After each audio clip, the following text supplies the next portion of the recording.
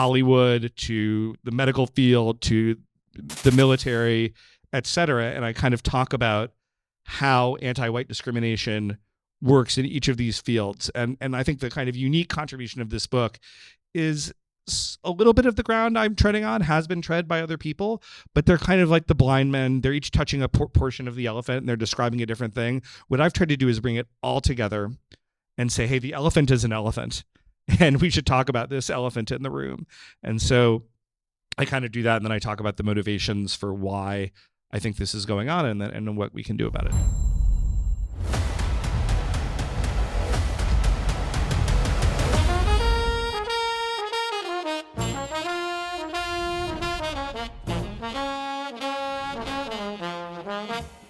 Howdy, everyone, and welcome back to Moment of Truth, the podcast of American Moment. My name is Saurabh Sharma. I'm the president of American Moment, and I'm joined by Nick Solheim, the COO of American Moment. And we are here for yet another fantastic episode of the show. We're taping live with an audience at an undisclosed location on Capitol Hill. If you see the cameras cut out and red dots appear on our foreheads, bad things have happened. Jeremy, thank you for coming back on the show. Thanks so much for having me, Saurabh. I really appreciate it. You wrote a book, and I think it's important to always ask guests when they have written a book to explain why they decided to write it. This is not a topic that's particularly fashionable to talk about, left, right, or center in American life. Why did you decide to torture your reputation and career? Well, good question. And we're still struggling with the... You need to choke up on it more. There we go. There? Okay, yeah. There we go. Perfect. Okay, choking up on it more there. Before I do that, I will just kind of give a little bit of an aside because I know we've got some younger folks here, and I'm going to give you some good advice that I did not necessarily get when I was younger, and it has to do with how I met Saurabh. And that kind of advice is actually that as you go through your career, and I've been fortunate, as Saurabh mentioned before we started taping, to have a number of kind of diverse careers in which I've had some success. The best thing you can do is, and it's a very counter DC thing to do, by the way, find people you actually like and think are interesting and smart and help them out, and don't worry about whether there's anything in it for yourself immediately, and it will come back to you in really surprising ways. So when I first met Saurabh, I literally went back through Twitter because I couldn't remember. He'd had some interesting tweet like 2.5 years ago or something. And he was just out there, and I got in touch with him. I said, oh, that was like a good tweet. And it turned out we ended up meeting here in DC. And he had just begun to think about starting American Moment and had raised about $10,000 for it. But we just got to be friendly, and I would not have dreamed that 2.5 years later that he would be generously co-sponsoring an event here in DC for me. But I really appreciate that, and I think it's just kind of a good piece of professional and personal hygiene to kind of do that for folks when you can and help out. But well, I appreciate it. And since you brought up that story, I'll say, anyone who tries to accuse Jeremy of being a racist has no legs to stand on, because I've never met someone in my entire life who insists on going to the most obscure ethnic restaurants imaginable every time we go out to eat. I have had cuisines from countries I didn't even know exist with this man. Every time he comes to Washington, he has some reason that he gives for it, but it's really quite remarkable. Well, thanks. And this is, when you live in Montana, as I do, you don't have perhaps as many choices in ethnic in your daily life. But similarly, and I want to thank Nick, he's been awesome in putting this together, and it's been really great to be able to do a nice launch event like this in DC, and I had to do almost nothing other than show up. So thank you to Nick, thank you to the folks at CPI, thank you to Claremont. With all that wind up out of the way, so why did I decide to write this book? Well, I didn't want to write the book, and I think that probably will maybe not surprise some of you for like obvious reasons. I had thought about writing this book for years. I felt like this book was a really important book that needed to be written, and I kept hoping that somebody else would write it. And it finally got to the point where nobody else was writing it. I felt it really needed to be written. I felt like I had both the qualifications to write it, and I also had a sort of personal and professional situation in my life where I could handle whatever blowback came my way from writing it. And so I just went ahead and ultimately did it because I think this is an issue we need to talk about. I think there's kind of a fun thing, for those of you who are kind of professionally online, where people like to say like, oh, I'm this edgelord, and it's like this really edgy thing that you're doing, or you're really brave. And I've gotten a lot of that. My view is this should be like, I'm just a moderate centrist here. I mean, like I'm not actually pushing anything that I think should be radical. Like the idea of treating people equally to me is not like a radical kind of thing to be pushing. Although I think unfortunately in 2024, it functionally is. And again, that's really why I wrote the book. So I'll start with the end, really. During the time that you were writing this book, a decision came down from the Supreme Court, quote unquote, ending affirmative action in the United States, or at least beginning the process by which we'll end affirmative action. The traditional response that conservatives have when the Supreme Court and its august robed figures hand out a decision is great. The problem is solved. We don't have to do anything else. So why does your book still matter even in that context? Why is the fight not over yet? Great question. There's a million different areas, first of all, besides just kind of formal affirmative action. So that would be the kind of simple question. But then let me give you the even slightly more black-pilled answer to that question, which is you can go look at California. California has outlawed affirmative action twice in the last 20 years. The most recent time they did it in the university context was in 2020. The Biden is elected with 63% of the vote in California. Every single significant politician in the state endorses like yay affirmative action. The pro-affirmative action forces probably outspent the antis like 40-1. That might even be an underestimate. It lost, I believe, 56-44. So the people in California, even in California, they were saying, hey, we don't want that. But if you look at what's happened in the 20 years since California has outlawed affirmative action, if you squint really hard, you can see a little difference. I'm not saying it didn't have any effect. It had a meaningful. You could see the effect the first couple of years. They hadn't figured out how to game the system yet, but like they just quickly figured out how to cheat and game the system. And the bottom line is, political actors, until they're held to account, are going to continue to game the system in this way and continue to ignore the law in this way. And so while the Supreme Court decision is really helpful, I think it does especially help to have it at that level. It gives more visibility. It is not the and it's the beginning maybe of the struggle that we're going to be undergoing. So what exactly are the ways that they're going to find to subvert it? I'm sure that you've found a ton of examples over the course of your research, because I think that's hard for people to understand. How exactly is this race-based preferences in our institutions going to continue to propagate? Well, part of it is they just do it, and then they just dare you to sue them. And suits are expensive, and they have consequences to them. I recount at great length the Bakke case in my book. The Bakke case was the original case that kind of gave us affirmative action, and it's actually a fascinating story. And would you tell it just in quick? I'll tell it. I talk about it at some length in the book because very few people even who know that case kind of understand what really went on. So Bakke was this guy. He was a white guy from Minnesota. He was a little bit of an older applicant to medical school, but other than that, he just had a really strong portfolio, excellent grades, test scores generally in the 90+% of their applicants, and he'd applied to UC Davis Medical School, and he was recommended for admission, and ultimately he's rejected on race-based grounds in favor of several African American students in particular, although not exclusively African Americans, who were like in the 20s or 30th percentile of kind of the applicant pool, and he eventually sues for a variety of reasons. He is eventually admitted later into the medical school and goes on to become a doctor and works at the Mayo Clinic, even though his attendance is kind of picketed at the time he does it. But he pays a huge price. The Supreme Court comes out with this ruling.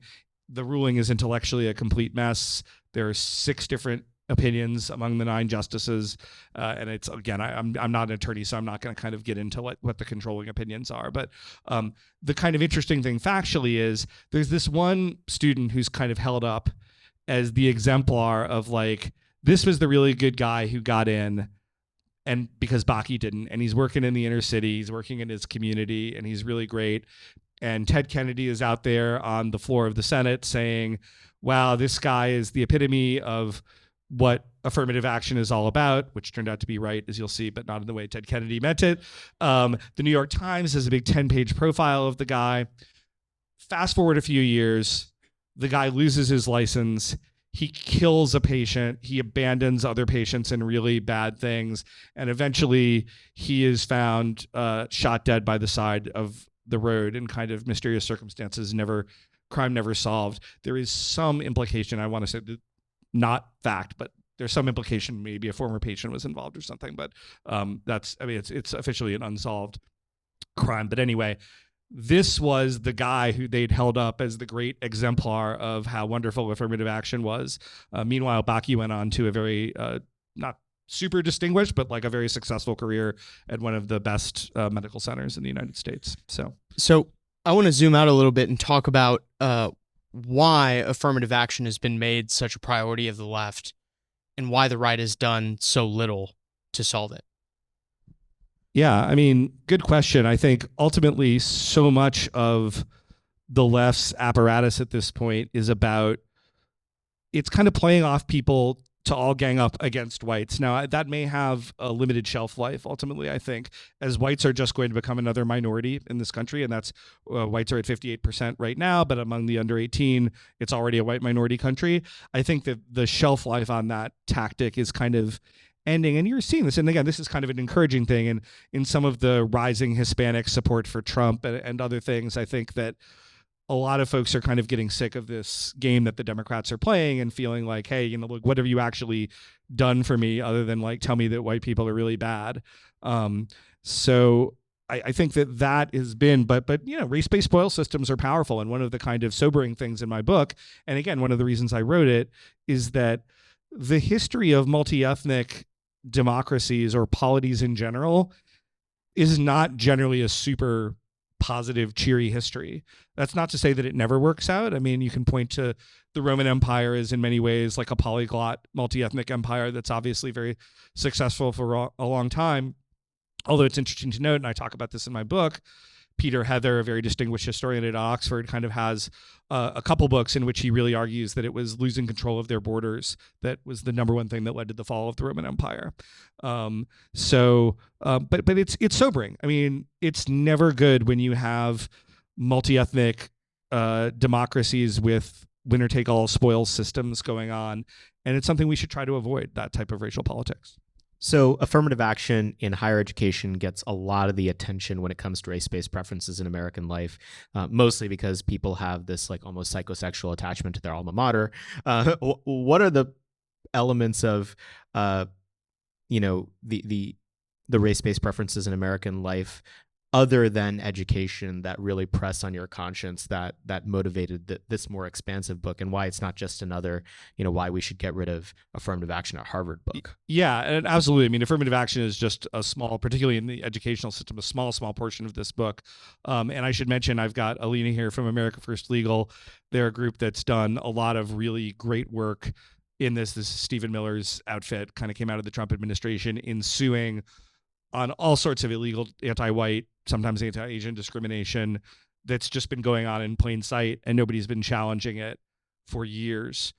So I think that there's all sorts of employment discrimination, everything that's going on. But kind of the structure of my book is I kind of put out a lay of the land, then I talk about the civil rights law, and folks who've read Christopher Caldwell's book, The Age of Entitlement, or Richard Hanania's book will sort of recognize, I quite overtly cite from them quite a bit, but then I kind of do something that's considerably more expansive, which is I look at everything from Hollywood to the medical field to the military, et cetera, and I kind of talk about how anti-white discrimination works in each of these fields. And I think the kind of unique contribution of this book is a little bit of the ground I'm treading on has been tread by other people, but they're kind of like the blind men. They're each touching a portion of the elephant and they're describing a different thing. What I've tried to do is bring it all together and say, hey, the elephant is an elephant and we should talk about this elephant in the room.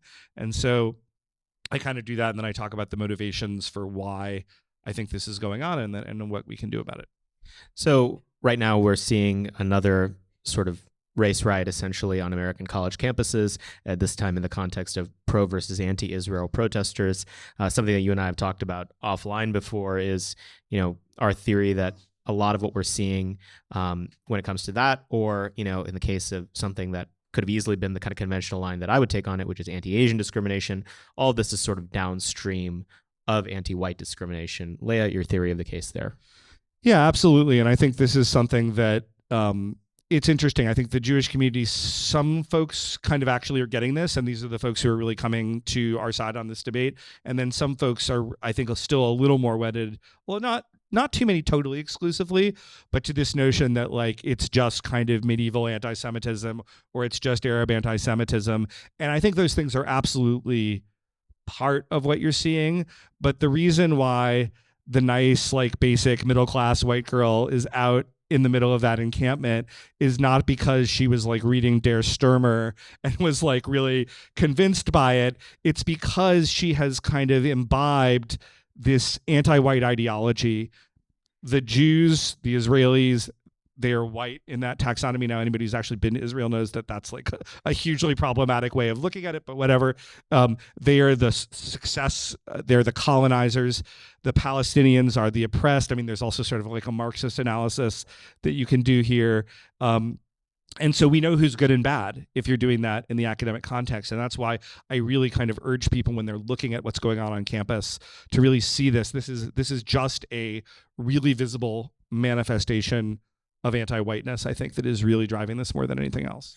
Is there, trying to think of a better way to put this question, is there a low IQ way to fight anti-white racism and a high IQ way to fight it? It's a good question. I've done a lot of these events now. I've not been asked that. I'm trying to do the high IQ way, whatever it is. This book is a very calm book. It is not overwrought, and that's one of the things I'm really pleased about.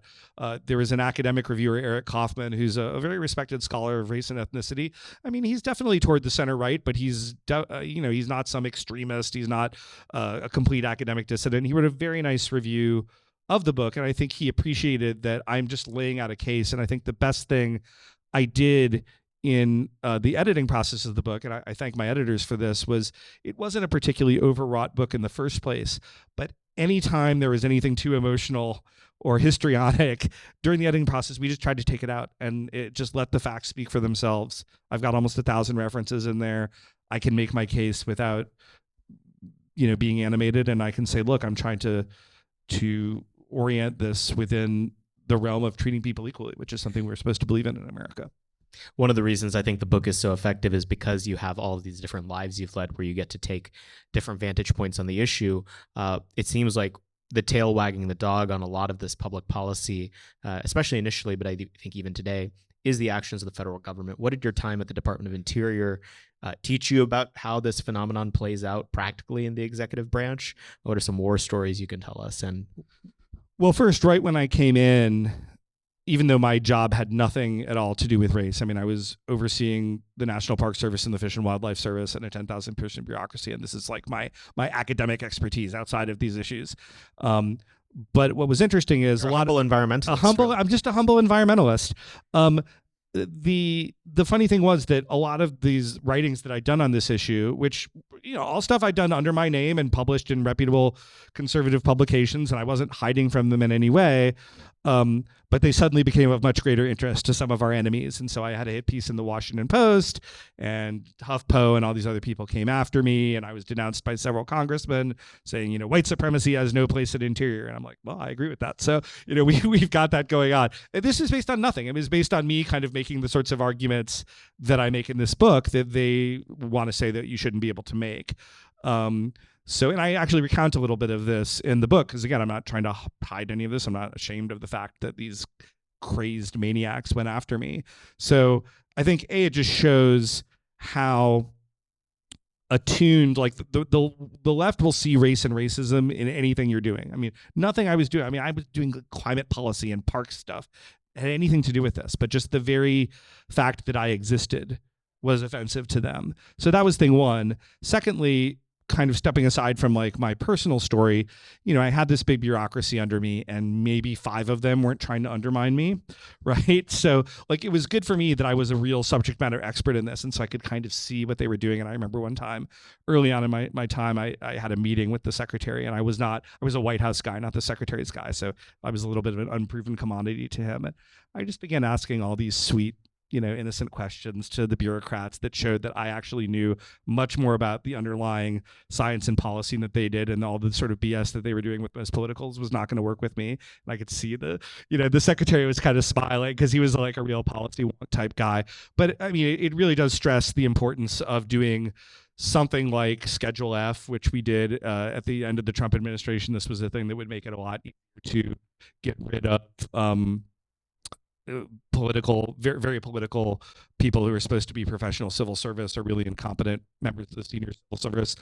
There's a lively debate on the right now about whether it's actually Schedule F is the right mechanism for that, or whether you need to do something slightly different because Schedule F won't really work. I won't get into that, but I would say most broadly, the lesson I would take away is that we just need to really restore democracy, and that means that the president controls the executive branch, period, without apology, and he can get rid of people within reason and bring in people within reason, and that's just all there is to it.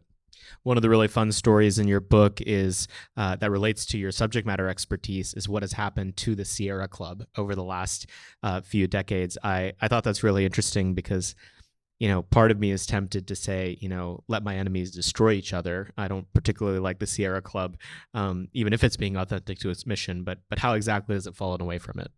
Right. Well, and Sierra Club was one of many, organizations that dutifully denounced me. And I was like, well, I was a member of the Sierra Club for several years. But I mean, so the Sierra Club, for those of you who don't know, I mean, it's kind of the oldest and probably most prestigious grassroots environmental organization in the country. It was founded by John Muir, who's kind of the father of American environmentalism. It's lost its way in many ways long before I showed up on the scene or the Trump administration did.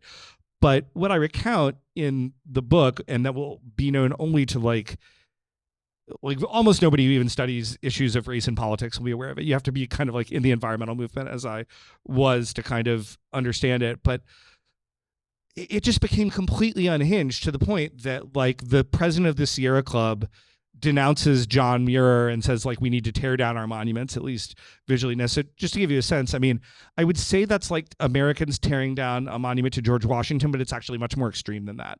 I mean, for the Sierra Club to denounce John Muir, by the way, Muir was not like a racist. He was a racial progressive by the time, but his racial politics were not a racial progressive by the standards of 2024. Like that was his sin.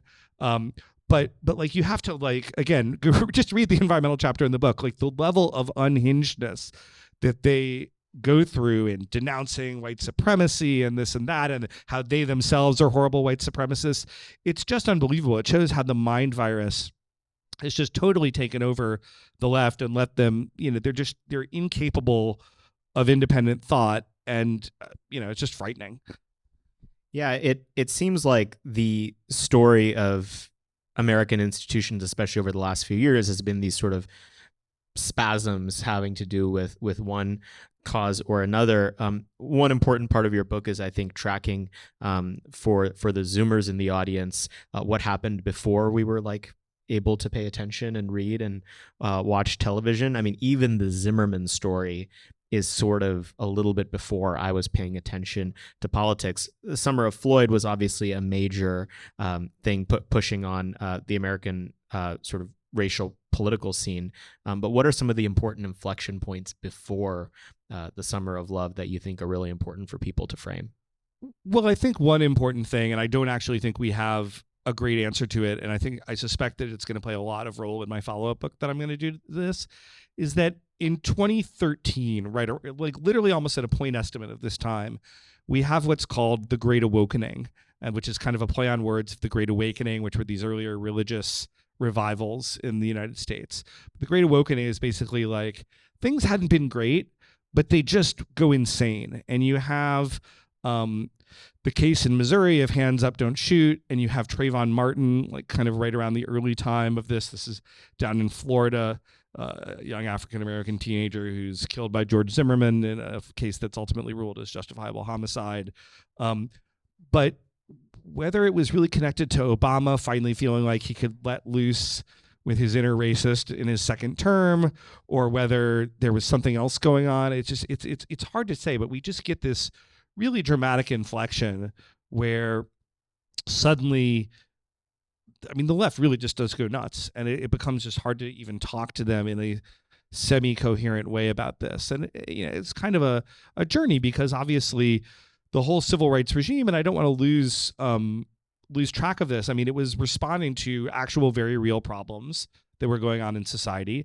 And I think the Civil Rights Act, as it was instituted, was a little bit of a blunt instrument to handle maybe a more focused problem. But I don't feel a need, and I don't do it in the book, to relitigate it. I would just say that in 2024, we are as far removed from the days of the Civil Rights Act as they were from the Wright brothers.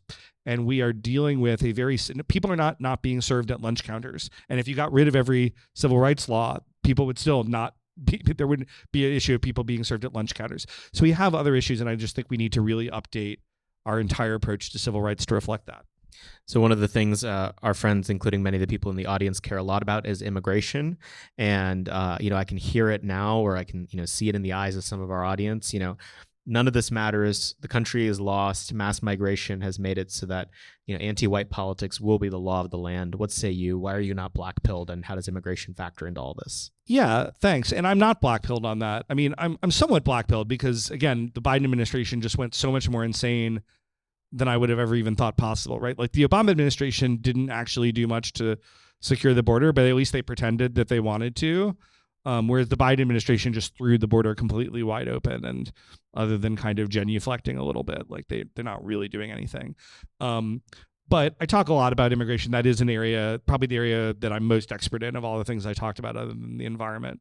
And I think the reason not to be totally black-pilled is, well, you should be if we don't get the border closed, and if we don't deport all illegal aliens, then you should be black-pilled. But I think that it is totally possible in a Trump 2.0 that we could do both those things. I think Trump, one could argue like how much he's learned in this area or that area, but I think he gets that. I think that he gets that, like, they've gone after him so much that he's willing to probably be a lot more aggressive in terms of the things he's willing to do. And I think, frankly, after the Biden administration's immigration policy, the American public is willing to accept more aggressive measures. The second element, because then some people would say, oh, but it's all still baked into the cake, right? There's what's called ethnogenesis, or what Eric Kaufman, who I mentioned earlier, and I talk about in the book, calls white shifting. So that is to say that whiteness in and of itself is not just a biological characteristic. It's a cultural characteristic, like all ethnic or racial distinctions, right? I mean, it's not that there's no biological basis for it, but it also is something that has changed in meaning in time. So you have groups like Hispanics, which are an overwhelmingly European descended population, and not of course exclusively, right? Like, you have them from all groups.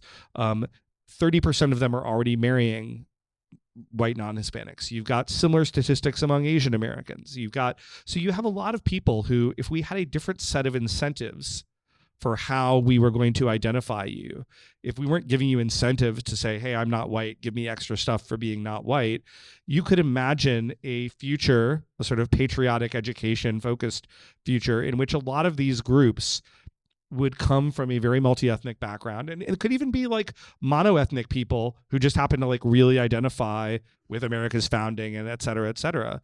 A new kind of American majority sort of emerges out of that, and it's a durable majority. But to do that, we have to change the incentive structures, the anti-white incentive structures that we have right now. We have time for a bunch of questions. Just raise your hand and Nick will come up to you. I see one back there, Nick. All the way. Yeah, he's going to have to schlep out there.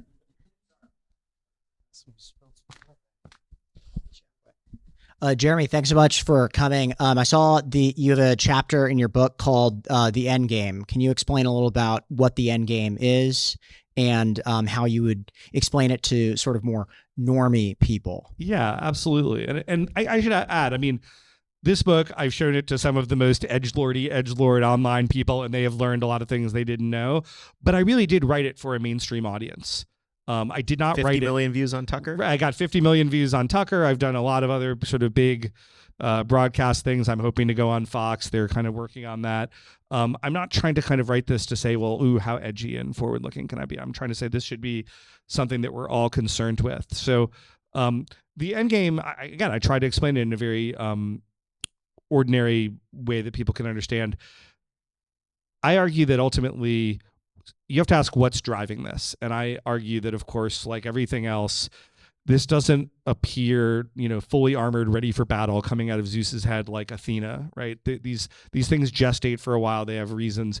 What I kind of argue the ultimate reasons behind at least a lot of this, I'm not saying everything, is just about the oldest question in any society, which is the distribution of resources. White people are at least perceived, and it's not entirely inaccurate, depending on obviously who you're talking about, to have a lot of resources. Other groups, and again, I'm not speaking for everybody in those groups, but political leaders in some of those groups would like those resources. In 2024 US, you don't just come up to people and say, hey, we want your stuff, give it to us. Nobody's going to do that. So you have to have what the late sociologist C. Wright Mills called a legitimating ideology. You need to kind of put forth an ideology that's going to make it okay. So you start talking about white privilege, and you're white privilege, you're white supremacist, America's history is white supremacist, you're an oppressor, and that justifies me taking things from you. You owe us reparations. It's not just reparations, by the way. I talk about a lot of stuff. People are very focused on black-white reparations right now, but there's the land back movement among Native Americans that's kind of percolating. There's even stuff where the Mexican-American War, believe it or not, is being litigated again among some activists, even in the pages of the New York Times. There is all sorts of stuff. They are going to do whatever they can to say, you, white guy, are an oppressor. You have damaged us and you owe us. I talk about, even separate from the truth claims of it, which I kind of look at pretty dimly in most cases. Thomas Sowell, who's a real touchstone for this book, talks about the quest for cosmic justice inevitably leading to greater injustice. And that's just kind of where I end up on most of these issues. Yeah, I believe one of the congressmen that particularly took ire at your nomination was Raul Grijalva, who represents New Mexico, right? Or is it Arizona? So like Mexico can have that piece back. They can have Raul Grijalva's district. Yeah. Next question. Hey, Jeremy, what do you say to people who say that isn't this book really just a book-length statement of liberals are the real racists? Well, sometimes it fits. It is important that one of the things, the only critique I actually care about with this book, and I think it's important, is some people are like, oh, you're just creating another victim class. No, that's not what I'm doing at all. In fact, I'm kind of arguing particularly, I want everybody to read this book, but I'm arguing particularly for white people to have enough self-respect to just say, we're not going to put up with this. Because that's really what needs to happen to stop it. It's not that I'm not trying to complain to the refs. I'm trying to rally the troops to, have the amount of self-respect and courage that it's going to take to move things, right? So this is not about creating a new victim class. It's about saying, or even saying that we need white racial solidarity. It's just about saying this is what we need to do to get to equal treatment, and we're not there. Having said that, of course, Mark, you're correct. The Dems are the real racists at this point. They are discriminating. And there's no way, and so this is the frustration slightly in writing this book, there's no way for me to talk about that without complaining about it, right? It's just a fact. That's what's going on. But how we respond to it should not be to whine, oh, no. We just need to say we're not putting up with it, period. Have you gotten any negative reviews of the book yet? No, it's kind of scary. I was talking with a reporter. I had dinner with a reporter from the failing New York Times yesterday. It was a great guy, actually. A person who's really, as evidenced by the fact they were talking to me, trying to understand some of these issues on the right in a real way. And he's saying, yeah, I need to help you break a little bit more into the outside of the conservative mainstream, because the fact that you're not getting the huge blowback yet means that the left is not fully activated against you.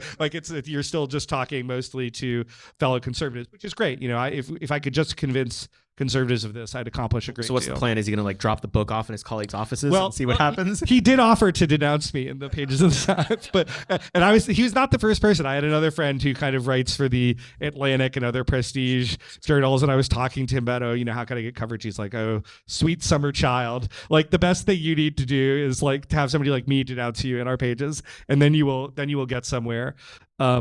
So I think these things are out there. The 3 professional reviews I've had and virtually every single review on Amazon and Audible and not that. They've all literally all been positive. The only person who gave me a negative review out of like 30 reviews, I think, so far is a person who complained that I was like for race missing and not white nationalism. I will take that negative review, and I'm fine with getting that negative review.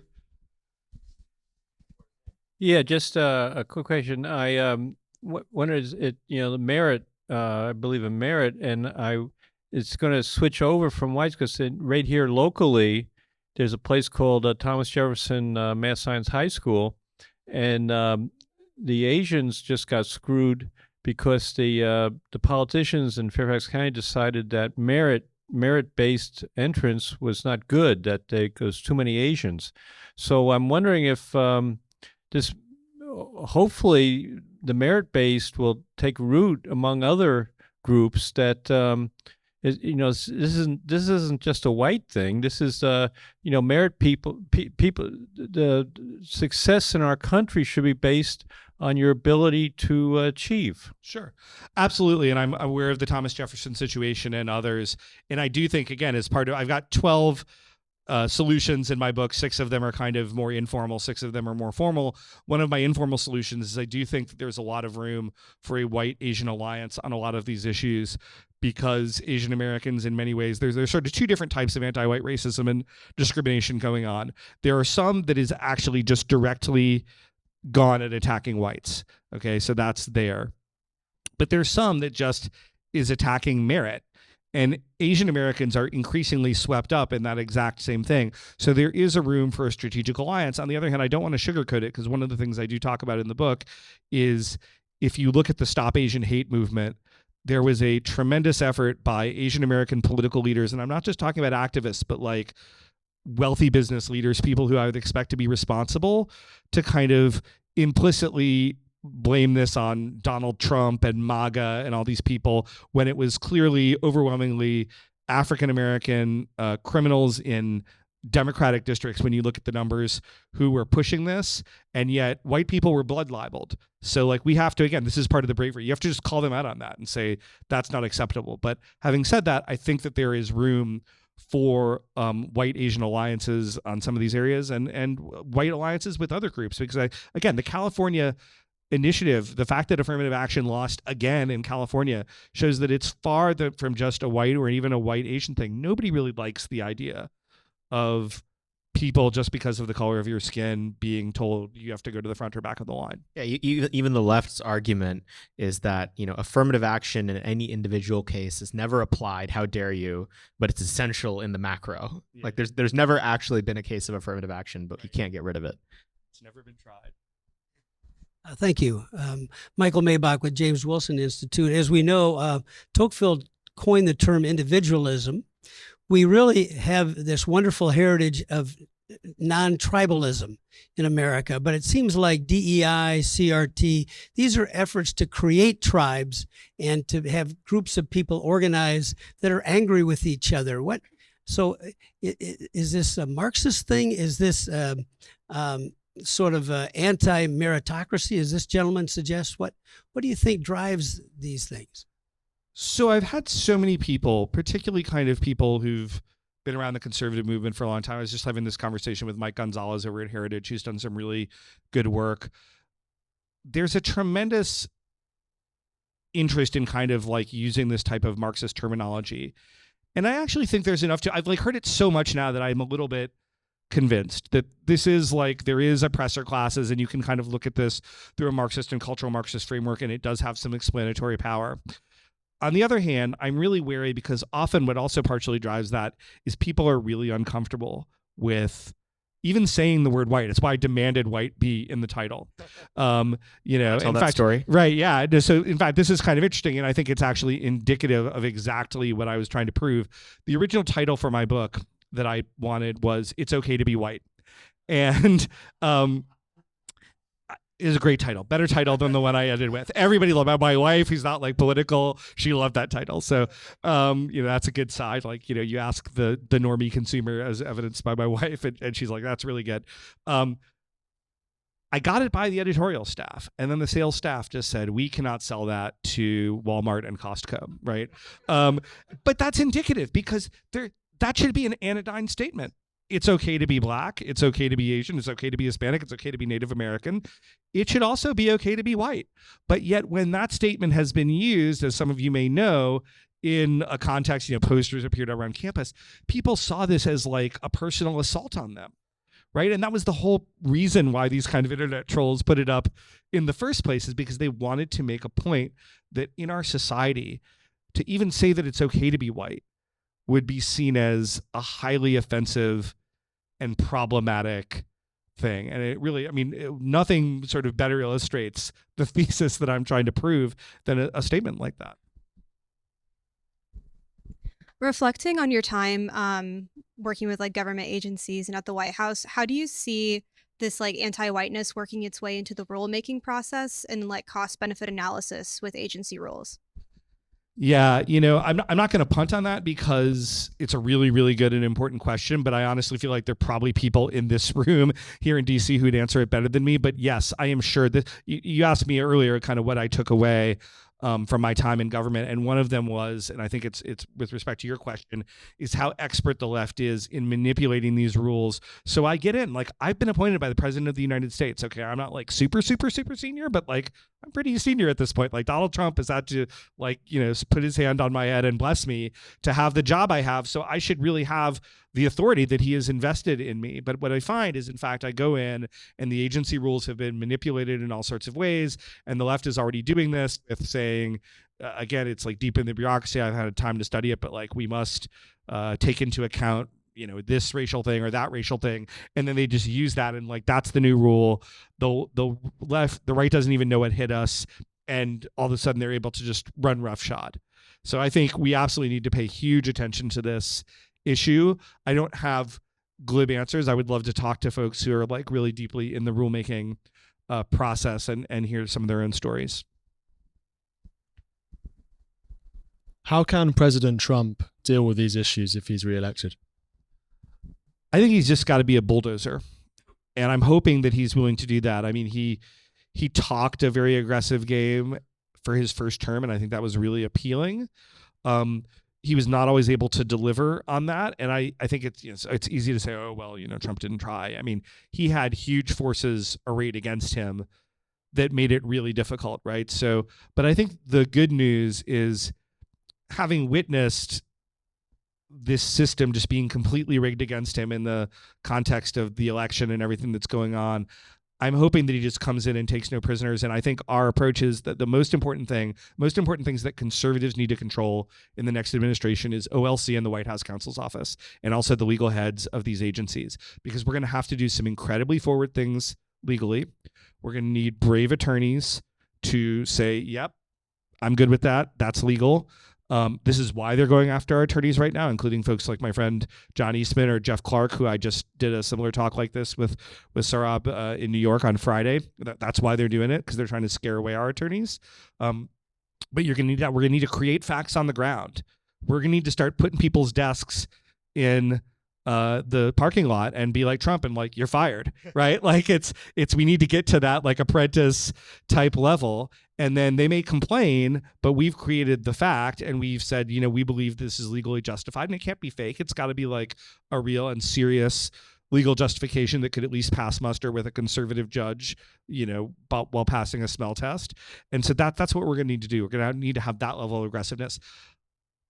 I can tell you, sitting out in the hinterlands in Montana where I live, there is an appetite among our voters for that level of aggressiveness.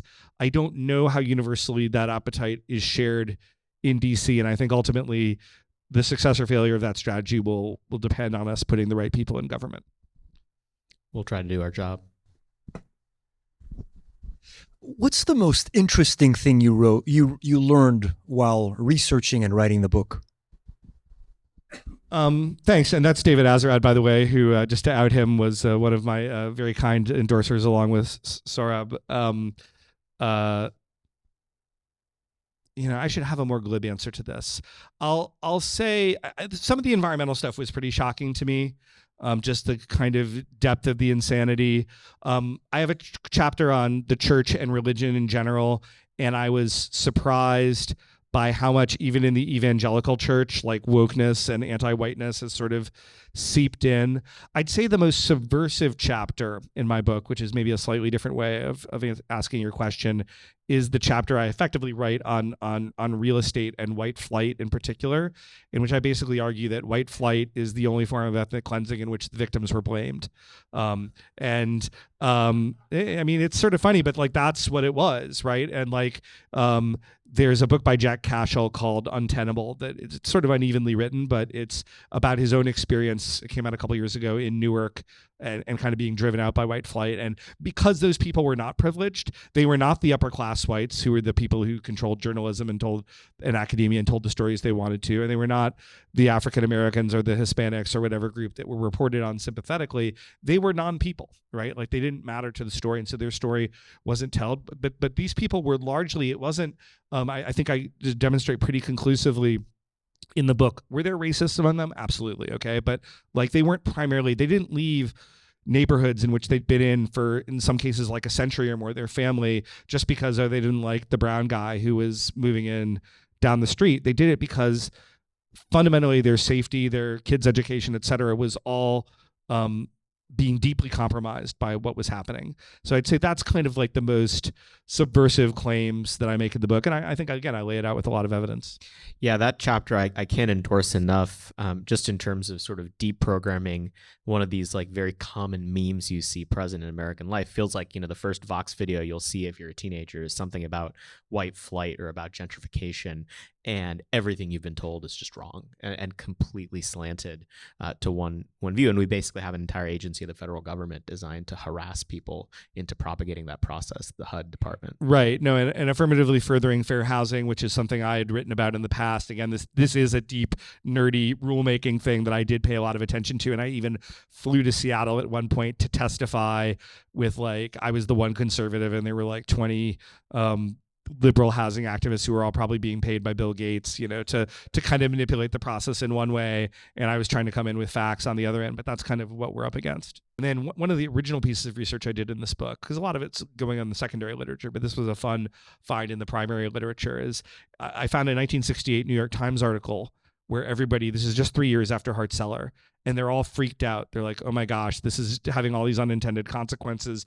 It's a much bigger change than we thought it was going to be. But then it says, but the congressmen don't want to do anything about it because they're worried they'll be called racist. So that shows nothing new under the sun. The mind virus is very deep. Okay, if you think this is just happening in the last few years, you're wrong.